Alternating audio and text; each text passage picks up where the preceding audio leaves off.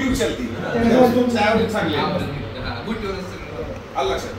त्यामुळं हा किंवा मी माझ्याकडे माल यावा म्हणून तुम्हाला काहीतरी अपेक्षा उंचून ठेवा बिलकुल नाही.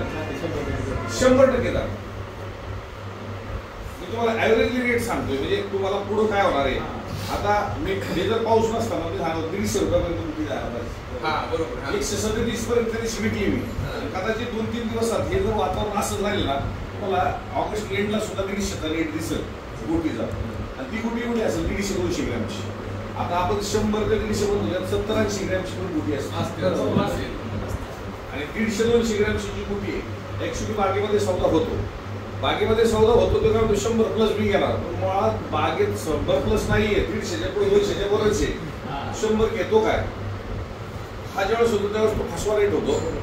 बागेत 200 ग्रॅमचे जोर जास्त जर माल असेल तर आपल्याला खाली बोलल्या कुठे नाहीये आणि 200च्या खाली तुम्ही पुढून पण टाका विरळा आणि नंतर तुमचा गणपती उठले होते मला अजून रेट भाग काय होतो. नवरात्री रेट राहणार गणपती उठले होते रेट राहणार. कारण आता जी लोक थांबलेली आहेत ही गणपती म्हणून थांबलेली गाळ गाबाळ गणपतीपर्यंत थांबलेली. त्यानंतर तुम्हाला माल आहे ना शॉर्टेज दिसणार. आज मला माल येऊन सुद्धा रेट मार्केटमध्ये काढलेले आहेत. वाळल्यानंतर तर ते काय ढंडानच पेटतात ही वस्तू ती. त्यामुळं मी तुम्हाला काय तरी आशाला लावावं अशी भूमिका नाही. पण तुमचं सोनं आहे सोन्याच्या भावात तर विकणारच आहे पण ते डायमंडचे पण रेट येणार हे मी सांगतो. सोन्याच्या भावात तर विकणारच त्याला डायमंड लागणार आहे. त्यामुळं ह्या सगळ्याच्या आपल्या मनस्थिती आहेत. मी प्रत्येकाच्या घरात जातोय प्रत्येकाशी चर्चा करतोय प्रत्येकाच्या बागेत जातोय. पण शीतल बांधाची परीक्षा कळती आपण तुझा मनस्थिती आता जागेवर येतोय पण तो आपल्याला घाबरवतोय.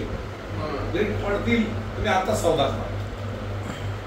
मी तर सांगतो रेट पडणार नाहीयेत. विरळा माल त्याचेही पैसे करा चांगले मला जे मार्क्सचे पैसे करा एवढंच सांगतो. साईज पण वाढेल. 2-2, 2.5 मध्ये बागा चालवणारे शेतकरी मी पाहिलेले आणि काही शेतकरी असे पाहिले की ऊस सांगत तोड लावतात.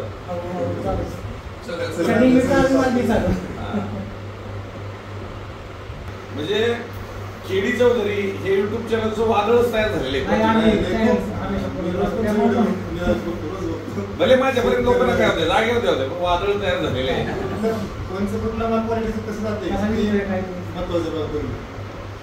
माझी हीच अपेक्षा आहे की आपला शेतकरी जागेवर देताना सुद्धा जागेवर चांगला व्यापारी शोधून द्यावा फसू नये.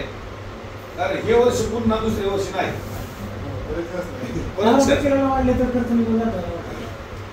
आज लोकांनी सांगितलं 40-50 रुपयाची फरक पडली. आता ते 209 रुपयाचा जो सौदा झाला होता त्या शेतकऱ्यांनी अपेक्षा वर्षात 100 रुपयाची किलो होती. जसं 211चा सौदा दिला तर प्रत्येकाच्या अपेक्षा वाढल्या. 84 रुपये किलोची वाढ झाली. 84 रुपये किलोची आपल्या कुठचाली हे सत्य आहे. आणि हे सत्य पसायला थोडासा लोकपटायला थोडासा वेळ लागेल. याला पुढे नेमकं काय होईल पण सत्य आहे. जसं तुम्ही सांगितलं की आम्हाला 10 ऑगस्ट सांगितलं होतं विषय आम्ही हे जुलैमध्येच सांगितलं की 10 ऑगस्टच्या पुढे करंट आहे.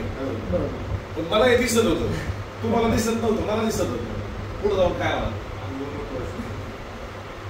आणि म्हणून तुम्ही एका दलालाला इथपर्यंत येऊन पार तुमचं शिरखुरमान हे द्या त्याला बागेतच पळवलं असतं जा बाबा.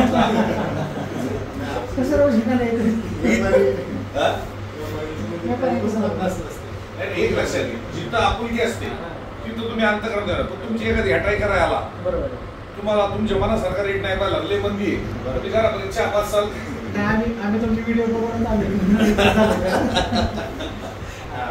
साधी बोलीच इथलं जग पाहिलेलं नाही त्यांनी आजूबाजूचा परिसर पाहिला एकच मेहनत करायची असेल कळलेलं मेहनत करायची चांगली फळं पिकवायची. तर त्याला येऊन जर त्याची हटाई करत असेल त्याला जर भीती करत असेल तर ही भीती घालू नये. तुला नाही पटलं नको घेऊ नाही पटलं नको घेऊ. मार्केटमध्ये गेलं मी म्हणत नाही आमच्याच मार्केटमध्ये शेजारी मार्केट त्या मार्केटमध्ये जा तिथले रेट जर तुम्हाला योग्य असेल तिथं जा. आमच्याकडे वाटतं तर आमच्याकडे या फसू नका. आणि आपल्याला काय कोणाला आरोप करायचा असेल तर भाग नाही. जागेवरचा व्यापारी चांगला आहे तो शोधा तो सुद्धा रेट देतोय सगळा. जागेवरचा व्यापारी खराब नाही. फक्त योग्य रेट देणारा व्यापारी आणि योग्य रेट विकणारा आडत्या हे दोन घटक जर शेतकऱ्याला मिळाले तर मला असं वाटतंय आज ही सोशल मीडियाच्या माध्यमातून मार्केट जवळ आलेली आहे.